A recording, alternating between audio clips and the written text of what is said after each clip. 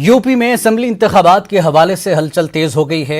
आज एमआईएम सदर असदुद्दीन ओवैसी यूपी के 3 रोजा दौरे पर हैं। इस हवाले से असदुद्दीन ओवैसी ने लखनऊ में प्रेस कॉन्फ्रेंस की, जिसमें उन्होंने बीजेपी, कांग्रेस, एसपी और बीएसपी पर निशाना साधा। वहीं उन्होंने तालिबान के हवाले से कहा कि बीजेपी हुकूमत तालिबान को यूएपीए एक्ट की फहरिस्त में दहशतगर्द तंजीम के तौर पर क्यों शामिल नहीं करती।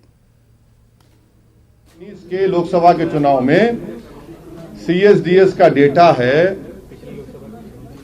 2019 का कि 70% मुस्लिम्स वोटेड फॉर 70% मुसलमानों ने बीएसपी और सपा को वोट दिया और 50% के ऊपर हमारे हिंदू भाइयों ने बीजेपी को वोट दिया।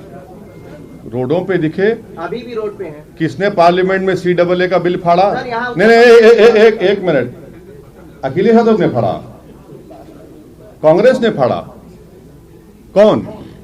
किसने राह दिखाई कि ये CAA का कानून दो मजहब के लोगों को मजहब के बुनियाद पर देश को कमजोर कर रहा है? हमने कहा। आज भी हम साथ हैं। हम आपको ये कहना चाह रहे हैं कि जरा हमारे नजरिए से बात को देखिए। इसलिए आपकी बात, आपका सवाल सही है, मगर वो सवाल में सच्चाई नहीं है। हमारा ऑब्जेक्टिव है कि उत्तर प्रदेश से बीजेपी को हराया जाए। हमारा कोशिश होगी इंशाअल्लाह ताला कि उत्तर प्रदेश से हम एमआईएम के विधायक बने। हमारी कोशिश होगी कि अतीक साहब और भाभी और जो भी उनके परिवार से लड़ना चाहेगा वो विधायक बनकर जाकर उत्तर प्रदेश में जोर से नाइंसाफी के खिलाफ आवाज उठाए।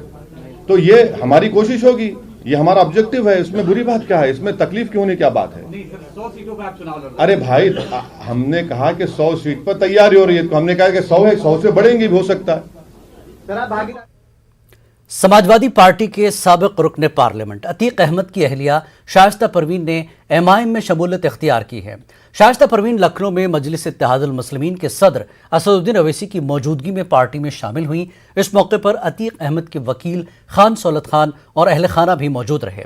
माना जा रहा है कि शाइस्ता परवीन इलाहाबाद के मगरबी हल्के से असेंबली चुनाव लड़ेंगी। शहर मगरबी हल्के से अतीक अहमद 4 बार रुकने असेंबली रह चुके हैं। फिलहाल अतीक अहमद मुख्तलिफ संगीन मुकदमात के तहत अहमदाबाद जेल में बंद है।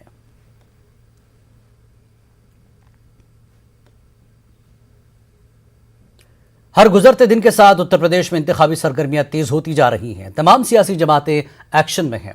सियासी लीडरान अपनी बातें और मंसूबे आवाम के सामने रख रहे हैं। इसी कड़ी में आज लखनऊ में बहुजन समाज पार्टी का इजलास हुआ।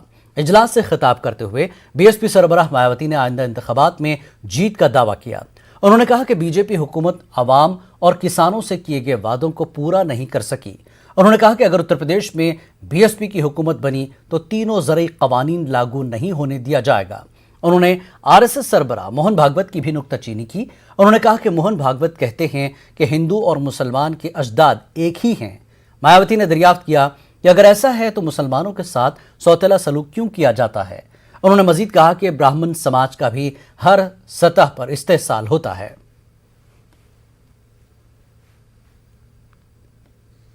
मैं आप लोगों को फिर से ये विश्वास दिलाना चाहती हूँ कि उत्तर प्रदेश में इस बार जब बीएसपी की सरकार पूर्ण बहुमत की बनेगी सन 2007 की तरह, तो मैं आपको विश्वास दिलाना चाहती हूँ कि जिस प्रकार सन 2007 में बीएसपी की पूर्ण बहुमत की सरकार बनी और हमने अपने पूरे कार्यकाल में सर्वजन हिताय अपनी सरकार की हर नीति सर्वजन हिताय सर्वजन सुखाय के आधार पर बनाकर जो सर्व समाज के हितों का हर स्तर पर हर मामले में पूरा ध्यान रखा है, तो मैं आपको ये वायदा करती हूँ, विश्वास दिलाना चाहती हूँ कि आप लोगों को जब आपकी ये सरकार फिर से बन जाएगी तो आप लोगों को सन 2007 के दौरान जैसे हमारी सरकार बनी, जिस प्रकार से हमने आप लोगों के हितों का, अकेले दलितों का नहीं, पिछड़ों का नहीं, अक़लियतों का नहीं,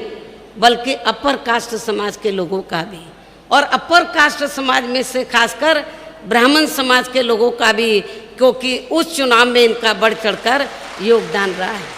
तो हमने सर्व समाज के हितों का हर स्तर पर हर मामले में पूरा ध्यान रखा है। कानपुर से सीसाबाद से समाजवादी पार्टी के रुकन असेंबली इरफान सोलंकी ने मुतालबा किया है कि उत्तर प्रदेश असेंबली में नमाज पढ़ने के लिए एक कमरा बनाया जाए।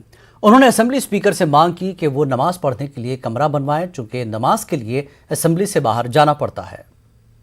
जो मुसलमान विधायक हैं वो अक्सर कार्रवाई छोड़ के मस्जिद जाते हैं नमाज पढ़ने के लिए। अगर विधानसभा में ही एक प्रेयर रूम हो, कभी कभी ऐसा होता है क्योंकि नमाज का टाइम हमारे यहाँ फिक्स है। जैसे 1 बजे की टाइम है तो 1 बजे होगी, 5 बजे वाली 5 बजे होगी, 6-7 बजे वाली 6-7 बजे होगी।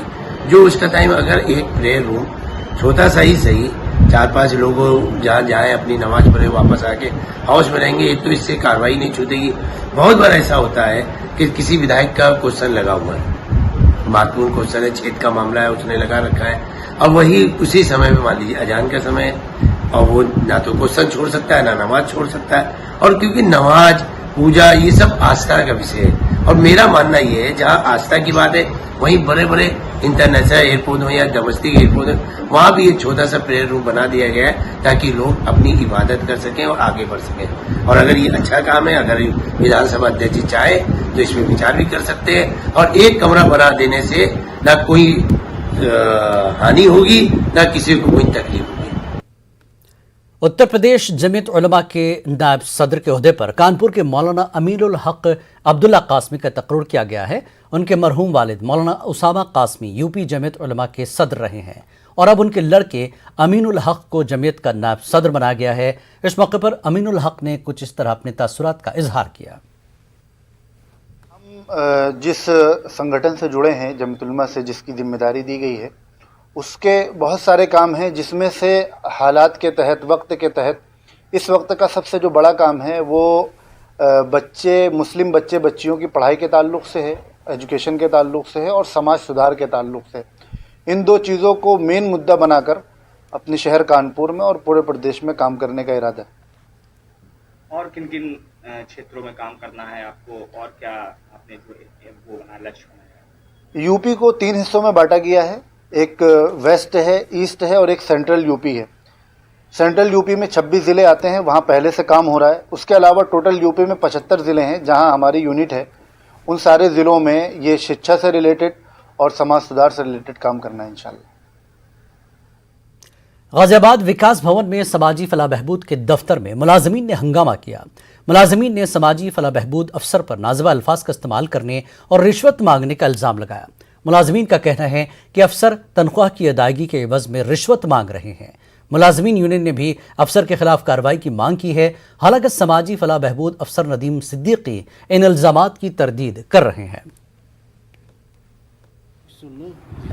आप पे ये आरोप लगे हैं जी कि आप 15% पैसे की मांग कर रहे हैं। गलत है ये पूरी तरीके से। व्यस्तता बहुत चल रही है इस समय, काम तो हमको मिला है। आप बताओ ना, हम इन सारे कामों को इस वजह से अगर कोई साइन करने में हमसे विलम्ब हो रहा है तो वो है।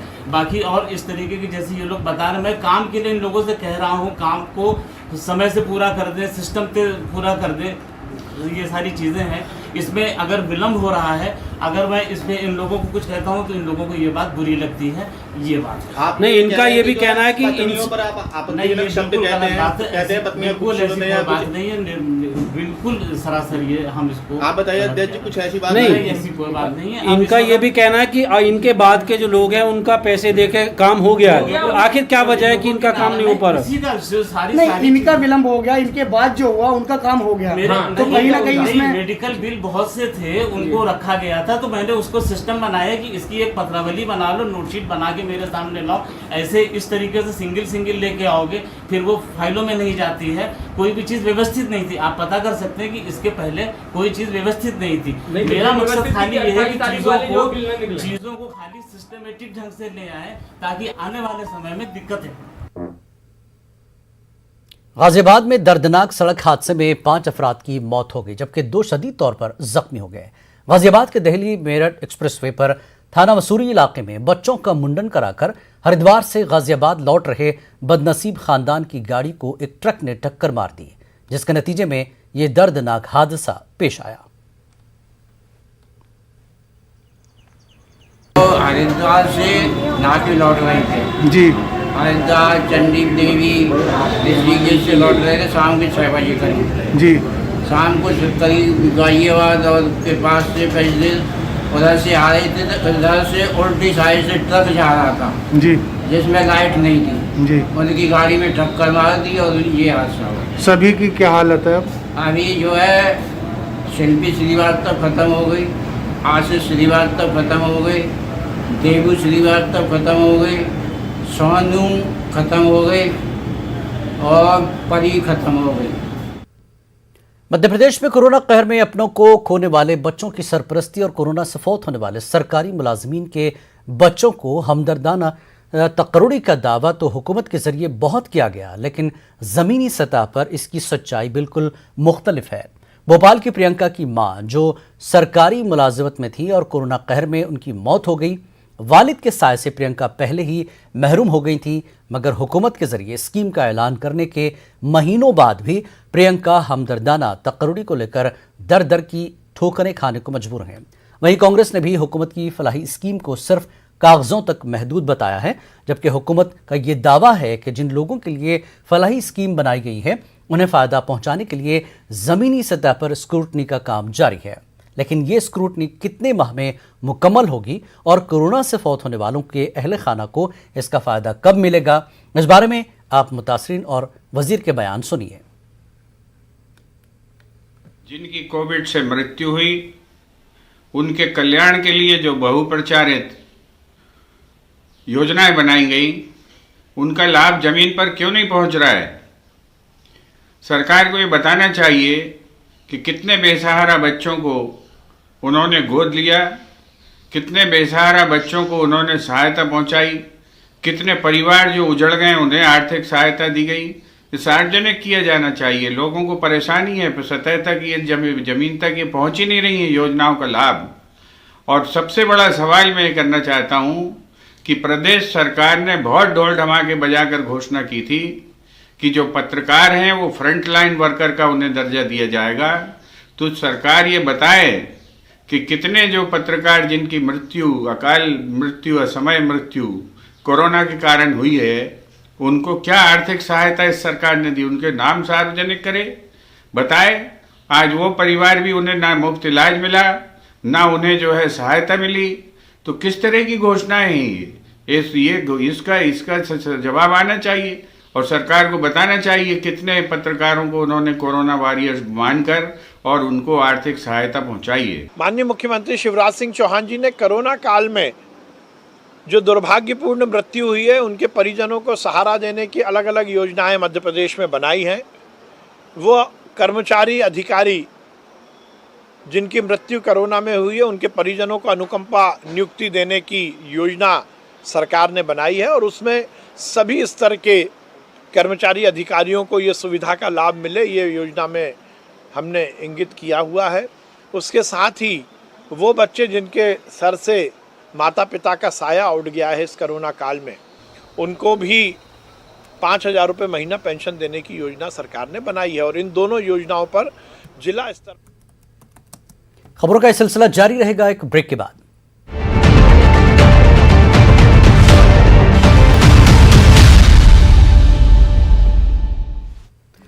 पीडीपी सदर महबूबा मुफ्ती ने ट्वीट करते हुए कहा कि आज उन्हें घर पर नजरबंद कर दिया गया। महबूबा मुफ्ती ने कहा कि उन्हें इसलिए नजरबंद रखा गया क्योंकि इंतजामिया के मुताबिक कश्मीर में हालात मामूल पर नहीं है। इससे उनके नॉर्मलसी से मुतल्लिक फर्जी दावों की कलई खुल जाती है। पीडीपी सदर ने कहा कि मरकजी हुकूमत को अफगानिस्तान के अवाम के हुकूक की फिक्र है, जबकि कश्मीरियों को उनके हुकूक से महरूम रखा जा रहा है।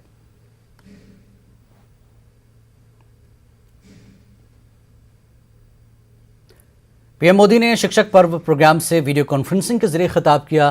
पीएम ने तालीम के मैदान में असातिज़ा की कोशिशों को सराहा। वज़ीर आज़म ने कहा, माशरे की तामीर में असातिज़ा का अहम रोल है। आपकी कोशिशों से मुल्क का मुस्तकबिल रोशन होगा।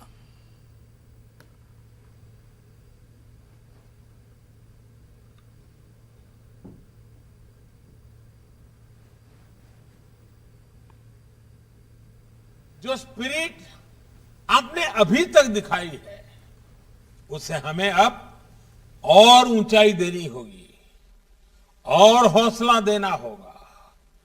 मुझे बताया गया है कि शिक्षक पर्व के इस अवसर पर आप आज से 17 सितंबर तक, 17 सितंबर हमारे देश में विश्वकर्मा जयंती के रूप में मनाया जाता है। ये विश्वकर्मा अपने आप में निर्माता है, सृजनहार है। तो 7 तारीख से 17 तारीख तक अलग अलग विषयों पर वर्कशॉप, सेमिनार आयोजित कर रहे हैं। ये आपने अपने आप में एक सराहनीय प्रयास है। देश भर के इतने टीचर्स, एक्सपर्ट्स और पॉलिसी मेकर्स जब एक साथ मंथन करेंगे तो इससे विचारों का एक नया अमृत निकलेगा। और आजादी के अमृत महोत्सव में इस अमृत की अहमियत और ज्यादा है। आपके इन सामूहिक मंथन से राष्ट्रीय शिक्षा नीति को सफलतापूर्वक लागू करने में भी काफी मदद मिलेगी। मैं चाहूंगा कि इसी तरह आप लोग अपने शहरों में, गांवों में भी स्थानीय स्तर पर प्रयास करें। मुझे विश्वास है कि इस दिशा में सबके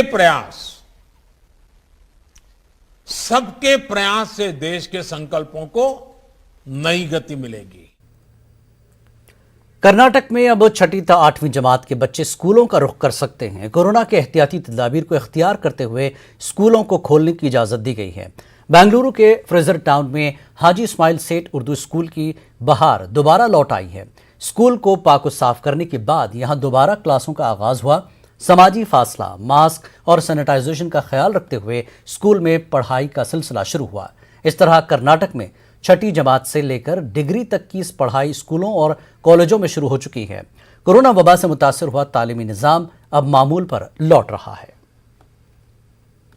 यहाँ पर बच्चों को जब स्कूल खुलने का इंतज़ाम किया गया, 6 तारीख को स्कूल खुल रहे हैं, तब हमारी पूरी स्कूल को हमने सैनिटाइज किया गया है और बच्चों को बहुत ही खुशी के साथ उनको वेलकम किया है सुबह में। और जो बच्चे बहुत दूर दराज से आए हुए हैं, अपने पेरेंट्स के साथ आकर अपने पेरेंट्स की रजामंदी लेकर बच्चों को स्कूल के अंदर दाखिला लिया गया है। और जो बच्चे, बहुत सारे बच्चे हमारे जो ऑनलाइन क्लासेस में अटेंड कर रहे थे, उनके पास गैजेट्स नहीं थे, बहुत प्रॉब्लम हो रहा था टीचर्स को क्लासेस कराने के लिए। हमारे टीचर्स भी बहुत ही मेहनत करके वीडियो क्लासेस लेकर बच्चों को अपनी तालीम जारी रखने के लिए कहे हैं और कर रहे हैं। बच्चों के आने से हमारे स्कूल की बहार वापस आ गई है। पहले जो है हम लोग आ रहे थे स्कूल को, लास्ट मंथ से, जुलाई से आ रहे हैं, लेकिन बच्चों के बगैर अच्छा नहीं लगता था।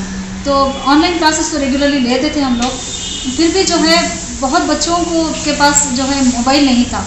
एक मोबाइल में जो है 4-4 बच्चे शेयर कर रहे थे, तो बहुत दिक्कत हो रही थी। चंद बच्चे करते थे होमवर्क, चंद बच्चे नहीं करते थे। तो ये तमाम मसले जो है बच्चों के स्कूल को आने से जो है ये सब मेरे ख्याल से जो है बहुत हद तक ये सब मसला हल हो चुका है। उसूल, कोरोना का जो उसूल है उसे अपनाया जा रहा है। सब लोग मास्क पहनकर है, सैनिटाइजर कर है और हम स्कूल आने के लिए इतनी खुशी हो रही है कि हम बता नहीं सकते। कौन सी क्लास में पढ़ रहे हैं? 8th स्टैंडर्ड 8वीं जमात। तो अभी तक कैसे पढ़ाई हो रही थी? पढ़ाई हो रही थी, वीडियो क्लासेस ले रहे थे हमारे टीचर, बट स्कूल को आने का मौका बहुत अच्छा है। तो ऑनलाइन अच्छा है या ये क्लास में आना अच्छा है आपके लिए? दोनों अच्छे हैं, लेकिन जितना क्लास में समझ में आता है उतना ही ऑनलाइन में भी समझ में आता है। हाँ। दो भी पढ़ना हमारे लिए बहुत आसान है। यानी कि दोनों भी सिस्टम होने चाहिए, ऑनलाइन भी होना चाहिए। हाँ। और क्लास को भी आने की इजाजत होनी चाहिए। हाँ। कोरोना वबा के दौरान बाहमी इमदाद और इंहिसार का जज्बा मुस्तहकम हुआ है। मुल्क इस वबा से मुत्तहिद होकर मुकाबला कर रहा है। टीकाकारी के ऐलान के बाद हम बेहतर ताउन करें जिससे हम कोरोना को मात देने की जानिब कदम बढ़ा सकें। नेटवर्क 18 इस मुहिम में हर कदम पर आपके साथ रहेगा। जब तक सभी महफूज नहीं तब तक कोई महफूज नहीं होगा। इसी सोच की बुनियाद पर हमारी मुहिम संजीवनी का मकसद ये यकीनी बनाना है कि वैक्सीन पाना सभी हिंदुस्तानियों का हक है।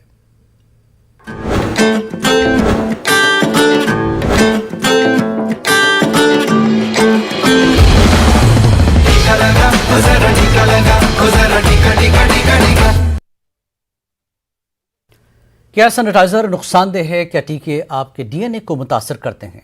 क्या टीकाकारी आपको कोविड-19 से मुतासर कर सकता है? क्या ये कुछ सवाल आपके ख्याल में आते हैं? तो खैर, अब एक जगह है जहां आपके सभी सवालों का जवाब दिया जा सकता है, और ये सब आपके फ़ोन पर नेटवर्क 18 उर्दू फेडरल बैंक के कौमी सतह की टीकाकारी से मुताल्लिक बेदारी मुहिम के तहत कोविड-19 के खिलाफ Sanjeevani a shot of life Sanjeevani WhatsApp helpline शुरू की गई है।